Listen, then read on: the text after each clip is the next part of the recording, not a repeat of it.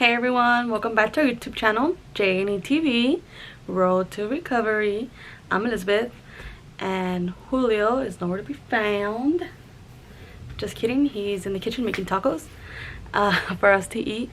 And then also the reason I'm doing this video by myself is because this video is just more about me and my experiences and my struggles. So just be kind of awkward having Julio just sit there, I guess, randomly.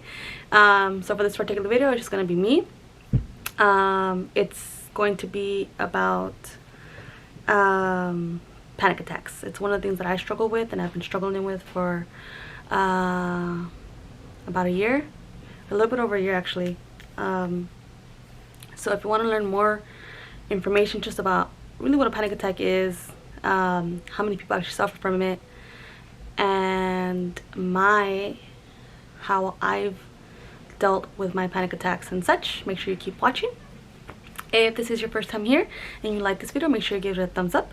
If you also like this video, go ahead and subscribe for more videos like these and just more about our story. And make sure you let me know down, or even Julio too, let us know down below in the comments if this is something that you actually want to keep seeing. So first things first, like I said, I will be talking about panic attacks, and my panic attacks, my anxiety, my PTSD, the majority of it, the thing when it really started was last year, and it was after my sister passed away. I was with her, and I was the one who was performing CPR on her, and I didn't understand at the moment that would traumatize me. It took me a long time to really come to terms with that diagnosis, because when I think of PTSD, I think of, people in the military, but it's really any severely traumatic event that you've experienced, either mentally or physically. Actually, before I continue, I do want anyone who suffers from post-traumatic stress disorder, from some kind of panic attack, from anxiety disorder, anything like that, I think it's really important that you all know that, one, you're not crazy, and two, that you're not alone. Because these two things are things that would just constantly go around in my head. It was a constant battle between me and myself, just about what I'm experiencing, and yet trying to reason with what I'm thinking and what I'm experiencing, and thinking I'm genuinely crazy because of my mind is making me believe things that are not real. And so that's really important. And two, it's important to know that you're not alone. There's actually so many people who experience this. And just to give you a little bit, I'm sure there's so much research out there, but this is just something that I Googled for you all. But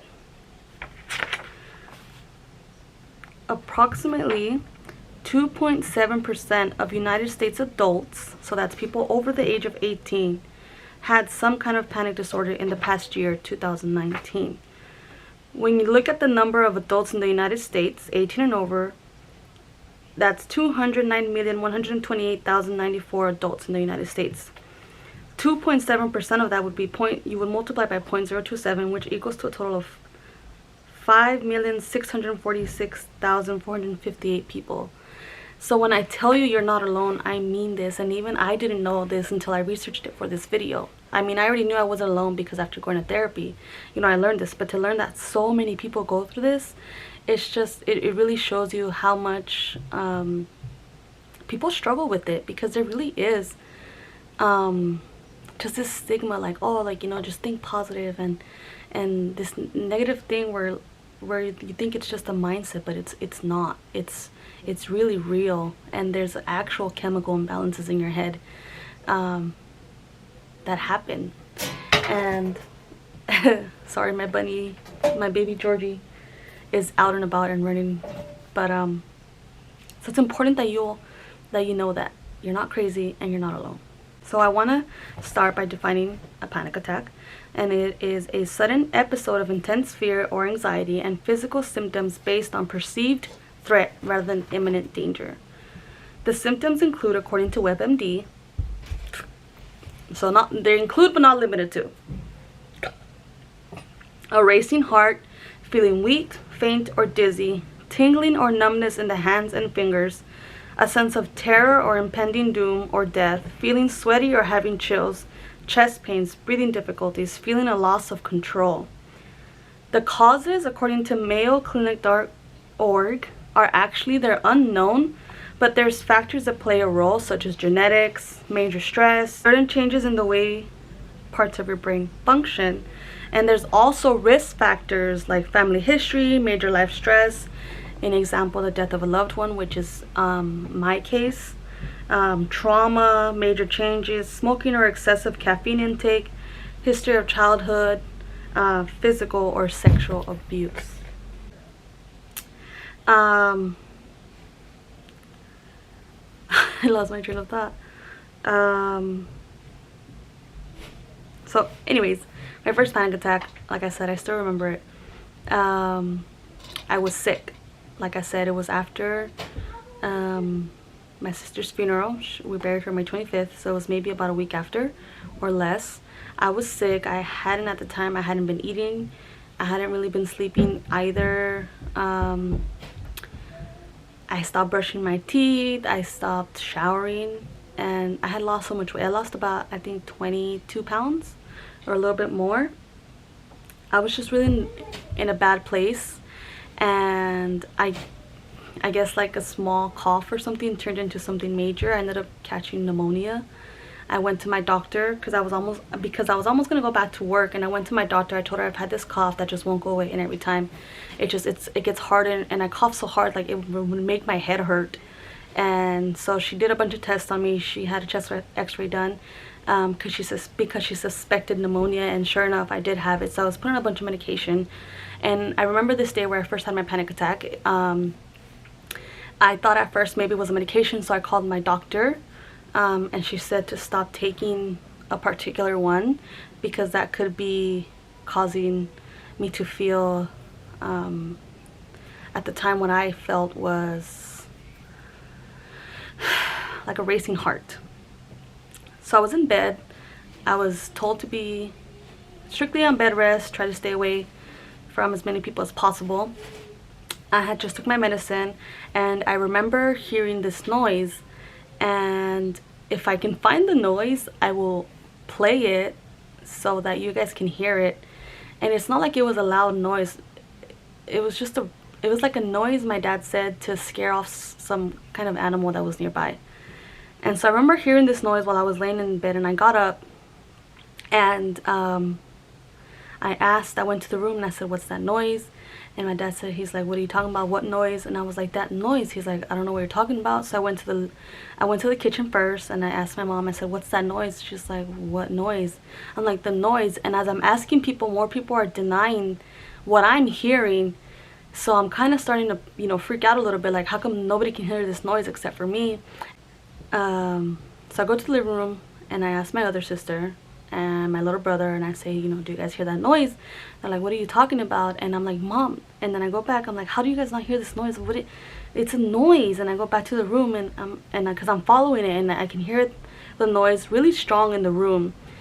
And as it turns out, my dad was playing something on his phone, like I said, to scare an animal away. And I was like, "Dad, you don't hear that?" He's like, "Do you mean this?" And I'm like, "Yes, it was you." He's like, "Yeah, I'm sorry, I didn't know it was bothering you." I'm like, "Well, that's the noise I was talking about. I keep asking everybody, and everyone's pretending like they don't hear anything." And I can feel myself getting more like agitated. And I remember he's like, "Oh, I'm sorry." So I'm like, "Oh, just turn it off," because I don't know why, but the noise was making me anxious. And I was like, "Just turn it off." So he turned it off, and I went back to my room, and Julio was there, and he was next to me. He's like, "What's wrong?" I was like, "I don't know, I don't feel good. I feel like something's wrong." And I remember like everything in my mind was just racing, and all I kept thinking about was that noise was playing in my head. And my mom comes in, and because I started crying, and Julio got worried because I told him something's wrong. And my mom comes in, she's like, what's wrong, what do you feel? I was like, I don't know. And my dad comes in, he's like, what happened? I'm like, I don't know, Dad, that noise really just it made me feel bad. Like, I can't explain really what I felt, but other than what I know now, which is anxiety and stressing me out, and in some way triggering me to go into this kind of episode. And so I remember my mom got kind of mad at him. She's like, see, why do you play that noise for? But you know, at the end of the day, you know, how could my dad have known that that noise was going to bother me, you know? So I called my doctor and I told her, you know, this is what I'm feeling. I already took my medicine. She asked me if I was taking my medicine, if I used my inhaler, and I said yes, I did all those things. She said it could be a side effect from either the inhaler or one of the other medicines, which was promethazine, I believe. And I said yes, I took all my medications. And she's like, okay, just stop taking, and I believe it was promethazine she told me to stop taking because it could be causing that, and she was going to prescribe me something else. And I said okay. I hung up, and once we hung up, I just felt like my heart was racing, and I felt like my heart was going to rip out of my chest. I was still in bed, and I was sitting up, and I was crying. I said, I don't know what I'm feeling. I just feel that something's wrong. I feel like I'm going to die. I don't know what's going on. And everything was like just not spinning physically, but in my head everything was spinning. And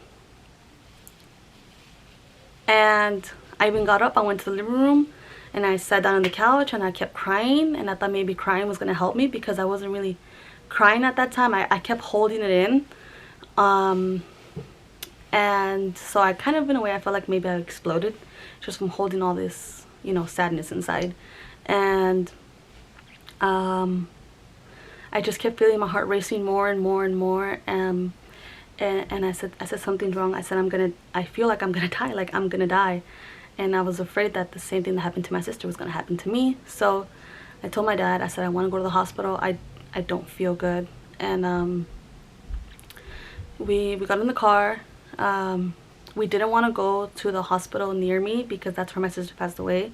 So I was just too afraid to go back there too soon. So we went to another hospital. It wasn't too far away. It was about maybe 10 minutes away. And on the way there, about maybe halfway there, almost halfway there, different thoughts just kept going, racing thoughts, like oh, I'm gonna die right now, like this is how it's gonna end. This is the last time I'm gonna see, you know, my dad, my boyfriend. This is the last time I'm gonna see the sky. All these signs, and things that go through your mind, they don't make sense, but they feel real. And my head just kept like going and going and going and going, and my heart just kept going faster and faster. And at some point I literally had to like clutch on to the seat. I remember, like, I told my dad, I said, Dad, you know what, never mind, I can't wait. I said, I have to see a doctor right now, because that's how fast my heart was racing. And he's like, you can't hold it. I said, no, I can't hold it. And I remember because I felt my heart, like I said, it was just so fast, and I literally had to clutch on to the seat and to the door handle. And I was just like, I can't wait. He's like, I can't go back there. It would have been the same thing to go, basically at this point it would have been the same thing to drive back to that hospital near my house and to also continue on to the other hospital. So he's like, I can't, we might as well just keep going forward, it's going to be the same time. So we continued on, and as soon as I got there, I got out of the car. I remember at some point I tried to breathe. I was like, but I was still going. I thought I was going at that, but I was really going, you know. And I walk into the ER, and right away the nurse asked me, like, what's wrong, you know, what brings you here today? And I sat down on this chair and I said, I'm having chest pain. My chest is hurting, and I feel like something's wrong. I feel like, I don't know, but something's wrong. And I started crying more, and she said, okay, you know, very calm. The nurse was very calm, and she put this monitor on my finger to check my pulse. And as soon as she put it, it was going like super fast. And sure enough, my pulse was at 150, so my heart was racing. And she turned to the nurse next to her and she said, I forgot what the nurse's name was, but she called her and she said, hey, this girl said she's having chest pain and her heart rate is at 150. And right away they like took me to a room, they put me on a bed, they put me on a monitor, they were checking my blood pressure, someone came in to do x-rays, and seeing all this just kind of, it frightened me even more. I was just so like, you know, what's going on? Something is wrong, something's gonna happen to me. And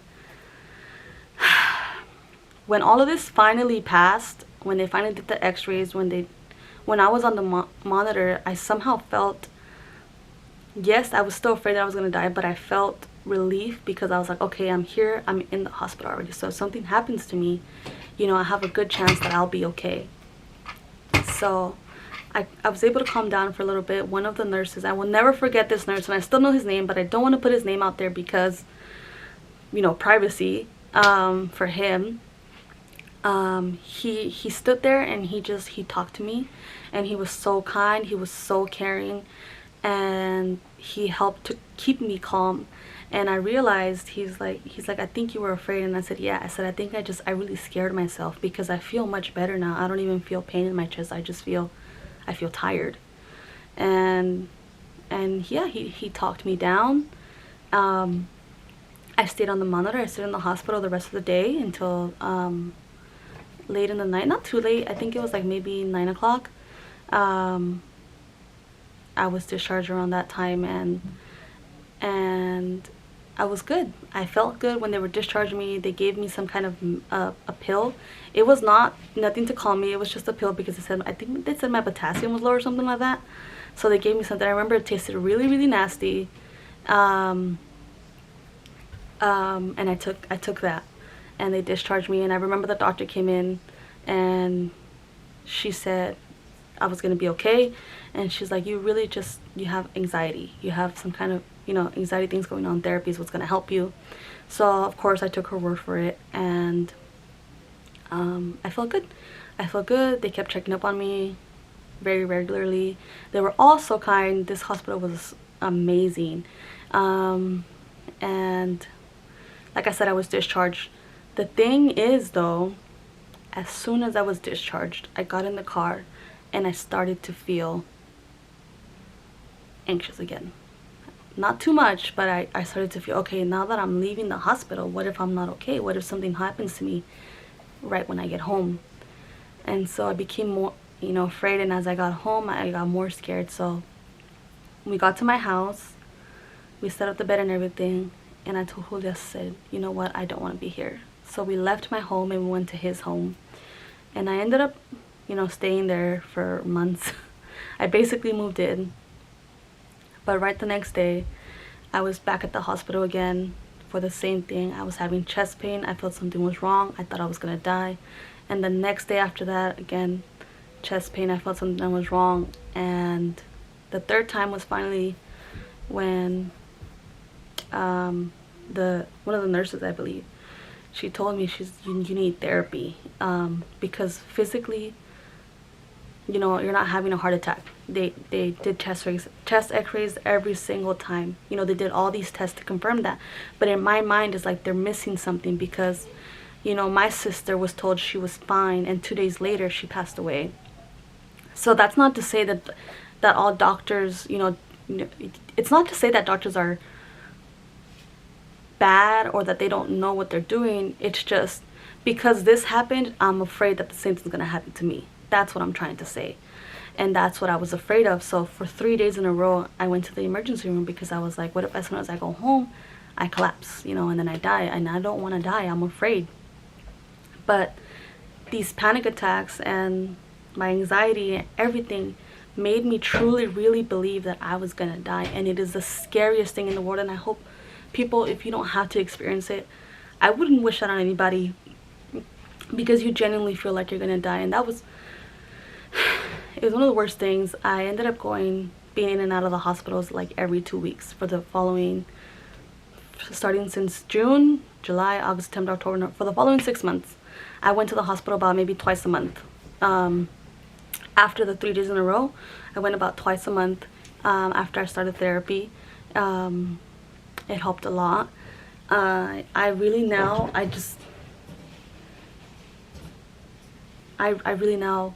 I am so grateful for my therapist. She's amazing. She doesn't even know how much she's helped me, I think. And to see, when I was looking at all these discharge papers yesterday, preparing them for the video, I see how far I've really come, you know, because like I said, I was in the hospital like every month, 2 times a month at least.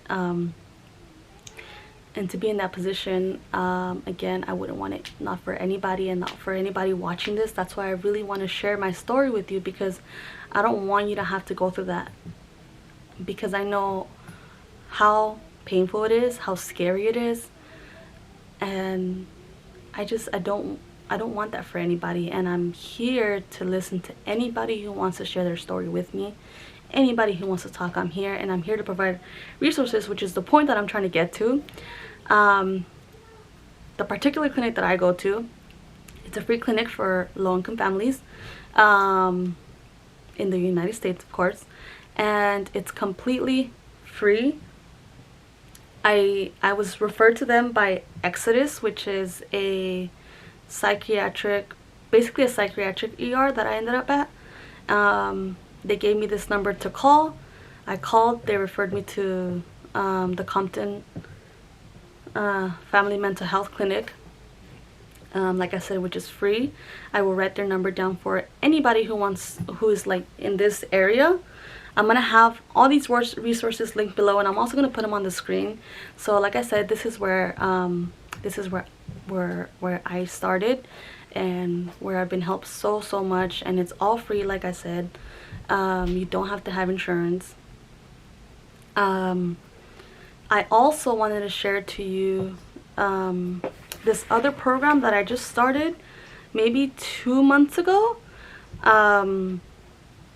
It's for charter healthcare, and this program, I didn't even know I qualified for it until they kept calling me, but I didn't answer because I didn't recognize the number. So one time I finally answered, and they said, hey, you know, you've been diagnosed with a chronic illness, and they basically are there to help you anytime you need.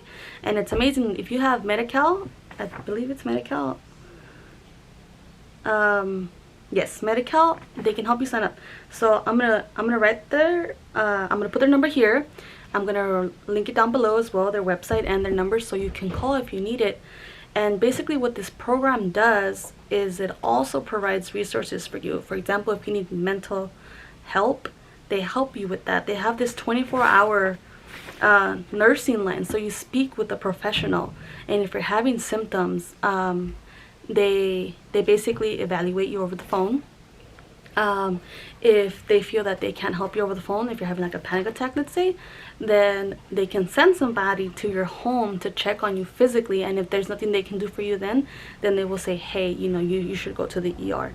And the reason I like that is because one of the many reasons I ended up in the ER so many times is because I didn't know that what I was experiencing was technically normal for anxiety, but it wasn't normal in the sense that I'm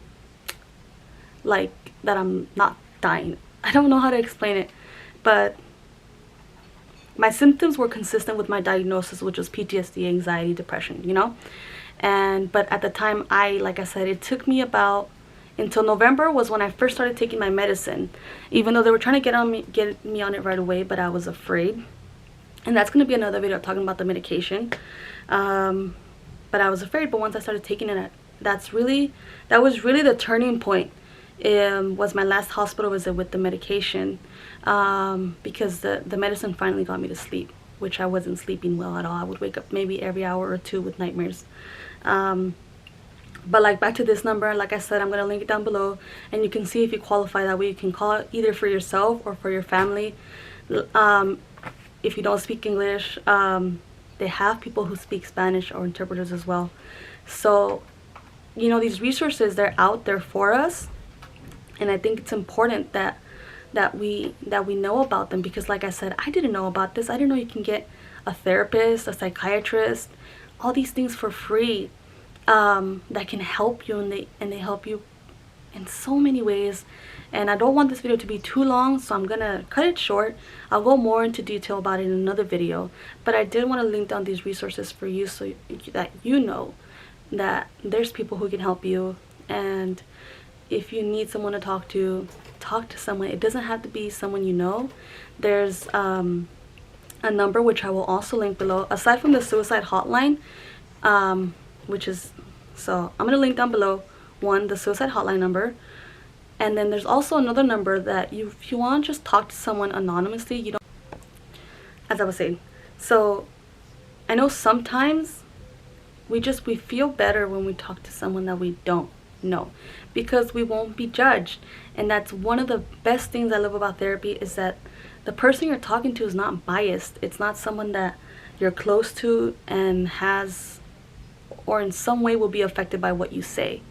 You know, when you talk to people you know or you care about, you kind of have to change your wording so that you don't hurt their feelings. But when you talk to a stranger, you can say things as they are and how you feel them, whether they're right or whether they're wrong, and it validates what you feel.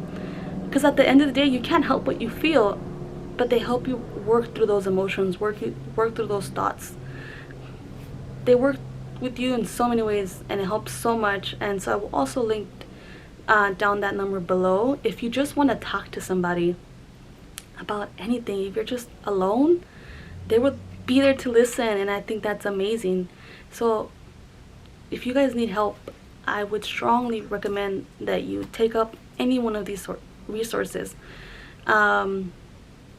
If you are considering, you know, ending your life because you've had enough. And I never really understood suicide, and it's not that I'm saying I want to die, because I don't want to die, but I understand where they're coming from now, because I've had moments where I'm like, I just want everything to stop, because there's just so much pain, there's just so much stress, there's just too many problems that you want everything to stop just for a little bit, just so you can feel some relief. So for anyone who's feeling like that, whether you don't want to die or whether you think you do, and I want you to know that you guys are important and that you mean something. And I feel like I'm getting kind of sidetracked, but I really think it's important that everyone knows that you have a purpose, and there are people here who want to help you, and they're willing to help you, and the help is there if you would like it. And I hope you choose to at least try, and I hope this video was helpful to you, and I hope you feel better. I hope you know that you're not alone. I hope you know that you're not crazy. I just don't know what else to say. I'll keep hoping that we can all, you know, feel better. Once again, if you are new and would like to continue receiving resources like this, would like to keep learning more information about things like panic attacks, PTSD, as I'm learning and as I'm getting more resources, I will share them with you. And as Julio's learning and as he's getting more resources for his diabetes, he will share them with you, and I will post them. I already written down some of the resources Julio's had help with, and it's amazing what's out there for us, and we don't know about it. So if you would like to keep watching videos like this, make sure you subscribe. If you would like this video, make sure you give it a thumbs up, and let us know down in the comments, what did you think? You know, have you ever had a panic attack? Have you ever felt a certain way? You know, did you find this video helpful? What could I have done different to make you feel more comfortable? And we'll see you soon. Bye.